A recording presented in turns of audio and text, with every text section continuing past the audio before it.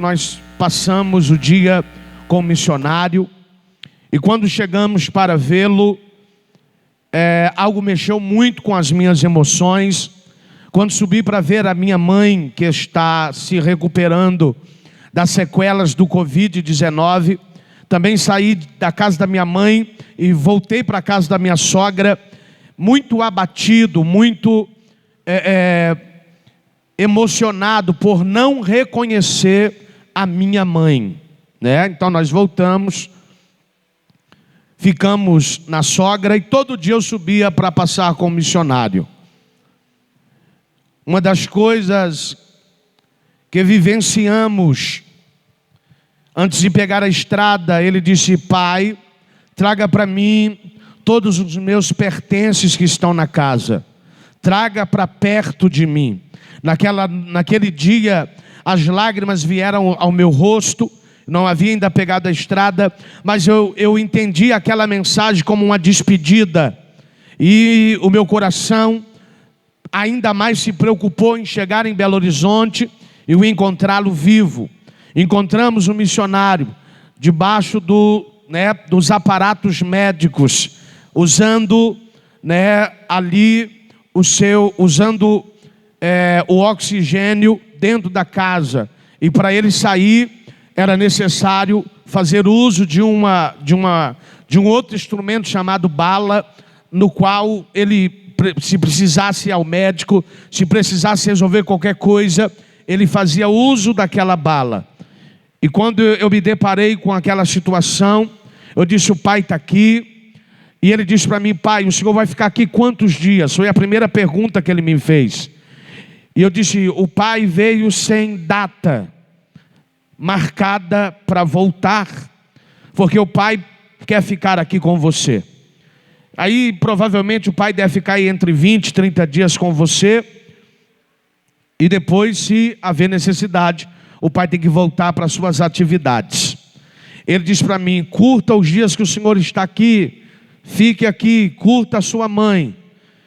E nós descemos. Na outra volta que voltamos, porque nesses 10 dias a gente foi vendo o missionário partindo paulatinamente. No dia 25 de dezembro, antes ele pediu a sua mãe biológica e nos pediu para passar com a minha mãe. Mas a minha mãe não está no estado em que dá conta de fazer comida. Ela sempre fez comida para muita gente, e pelo fato dela não estar na sua totalidade, a minha irmã disse: eu vou atravessar, minha irmã, a Ana, e ela disse: eu vou fazer a comida com o maior carinho, nós vamos receber o Gabriel. Então reuniu o meu irmão, o Daniel, reuniu os meus cunhados, e nós começamos ali a adorar ao Senhor. E o Gabriel não chegava no dia 25. Deu meio-dia, deu 1 hora, nós ligamos e fomos informados que ele não ia conseguir chegar naquela localidade. O missionário, naquele dia, do dia 24 para o dia 25, ele não conseguiu dormir. A gente começou a perceber que ele passou a temer dormir e não acordar mais. Então ele virou à noite, e quando chegou de dia, a mãe dele disse: era para você ter dormido, porque agora você precisa subir para lá para passar com o seu pai e a sua avó, e você não tem condições de estar. E ele disse: então me dá um medicamento para fazer eu dormir, que eu vou dormir, e quando eu acordar, eu vou estar com o meu pai e com a minha mãe. E nós, alguns se entristeceram na casa, porque esperava por ele, e nós continuamos ali. Aí deu 4 e pouco da tarde, o telefone toca, e o padrasto do Gabriel, saudoso, liga dizendo: Denis, vem buscar o Gabriel, porque ele quer subir para a casa da sua mãe. Então nós montamos dentro de uma das salas da minha mãe, todo um preparativo emergencial, uma cama, para receber os cilindros, do oxigênio, e fomos buscar ele e recebemos.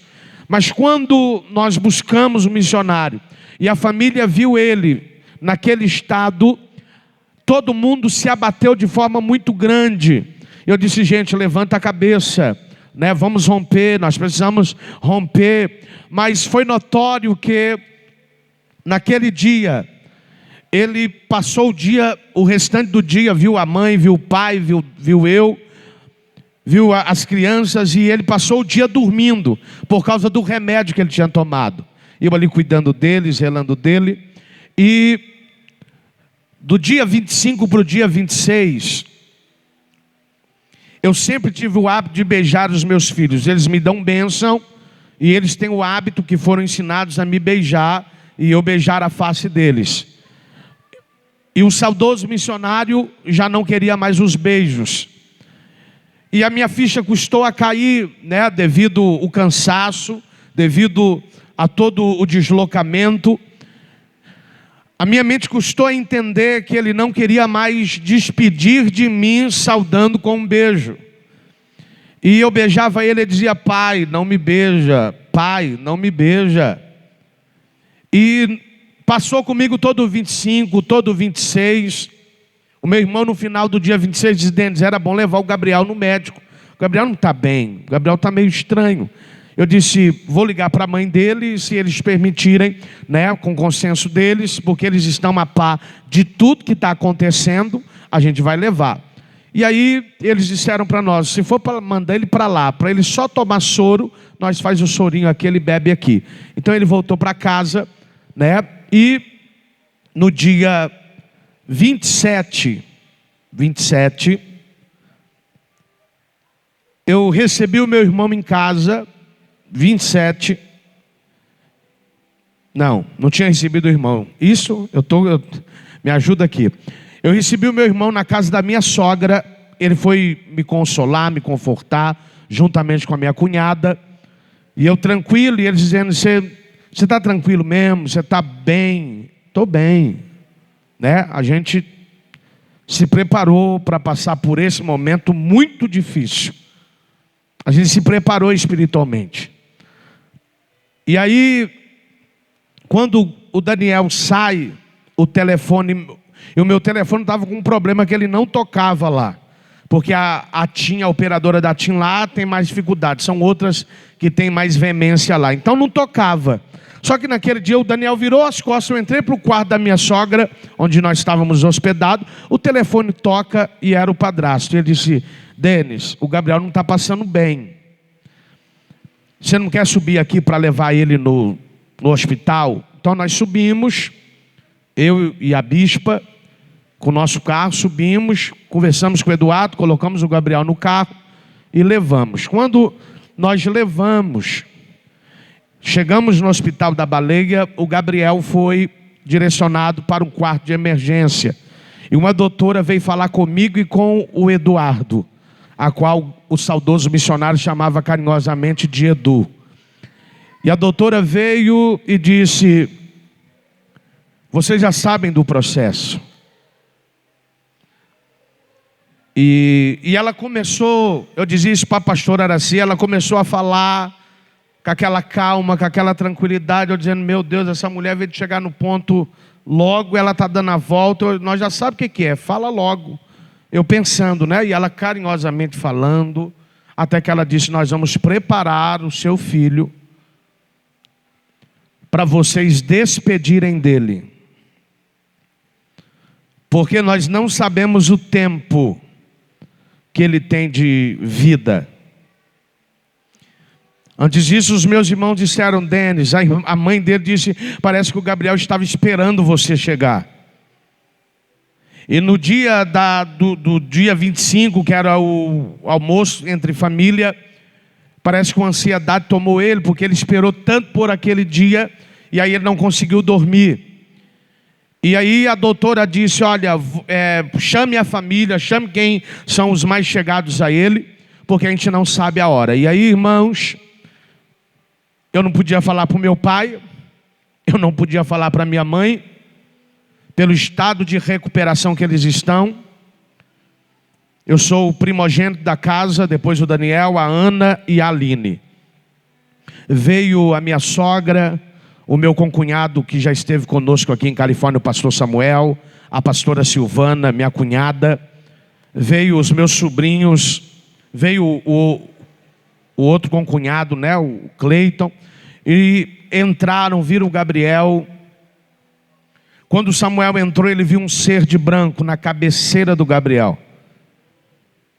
E o Senhor falou algumas coisas com o Samuel muito forte. E aí veio a mãe, veio a avó por parte de mãe, e ele foi internado.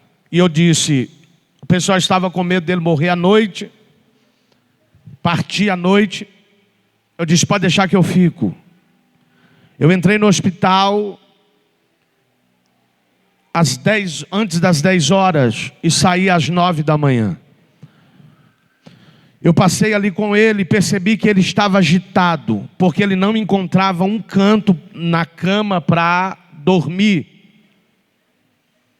Deu 2 horas da manhã, ele disse para mim assim, pai, eu vou partir. Eu disse para ele, filho, se você sabe que vai partir, por que você está agitado? Alguém precisa te pedir perdão, ou você precisa pedir perdão para alguém? Ele disse para mim, não pai, eu estou em paz. O processo não é fácil, pai. E quando ele falou aquilo, as lágrimas vieram no meu rosto, porque qual era o processo? Desligar da vida, desligar do pai, dos pais, desligar das mães, desligar das avós, dos irmãos, da igreja, desligar de tudo aquilo que ele viveu. E aí eu tranquilizei ele, orei com ele, li um texto bíblico, e ele apagou. Às 6 horas da manhã ele levantou agitado de novo. E na agitadez, eu tranquilizando, e ele convicto, porque ele disse para a mãe biológica dele, mãe, eu preciso passar o 25, porque do dia 31 eu não passo. Ele tinha a convicção que os céus iria o chamar. Talvez você está aqui, e não foi isso que eu preparei, mas como a cada detalhe desta igreja tem um pedaço missionário, eu não poderia assumir o altar para pregar, sem falar do que aconteceu lá. Ele tinha convicção que ele iria partir, e ele me pediu algumas coisas na madrugada. Nós tivemos uma conversa muito boa, uma conversa além de pai e filho, de amigos que sempre fomos. Aí talvez você está sentado aí, a sua pergunta é, como é que o Senhor ainda está de pé? Como que o Senhor conseguiu passar por tudo isso? Antes de tudo isso acontecer, eu cheguei em Belo Horizonte e disse para minha esposa, disse para a bispa, se eu tiver que voltar, ficar aqui um tempo com o Gabriel e voltar, e tiver que retornar para sepultá-lo, eu não terei estrutura. Porque na minha mente eu não teria estrutura de sepultar um filho. Sentei com a mãe biológica dele, e ela em lágrimas, e me colocou em lágrimas. Ela disse, esse menino tinha algo diferente. A forma que ele te reverenciava como pai e como pastor dele. Ninguém deu ceia a ele aqui sem você não chegar. Um dos meus meninos disse para mim, ele era o seu fã. E eu quero dizer para você que não foi fácil passar pelo processo que nós passamos. Não vai ser fácil terminar o processo, porque nós estamos hoje completando 22 dias enlutados. Ele partiu, deixou um legado muito grande. Em Belo Horizonte eu conheci pessoas que eu não conhecia, que ele cuidava, que ele ministrava, que ele orientava, que ele direcionava. E eu quero dizer para você que está aqui, Eu estive lá e ouvi da boca dele, ele tinha convicção que ele iria partir. O difícil para ele era o processo. E a pergunta a nós hoje é: nós estamos prontos para partir? Será que se a trombeta tocar hoje, nós estaremos prontos para subir? Eu quero te orientar nessa noite. A nossa igreja tem vivido um esfriamento espiritual, um distanciamento das pessoas dentro da própria igreja. Não espere você perder as pessoas que você ama, para você passar a valorizar. Eu disse a algumas pessoas em Belo Horizonte que tudo que eu pude fazer para o meu filho eu fiz. Então eu não ia carregar culpa, remorso e nada, porque tudo que eu pude fazer por ele é amar na minha intensidade, cuidar, orientar, direcionar, eu fiz. E nós estamos vivendo um tempo em que muitas vezes a pessoa está preocupada com você, a pessoa sente falta de você, e você se tornou tão frio emocionalmente, que você parece que não sente falta mais das pessoas. Eu estive com uma amiga da bispa, e eles estão orando para abrir a Cristo para as Nações em Belo Horizonte. A Poli dizia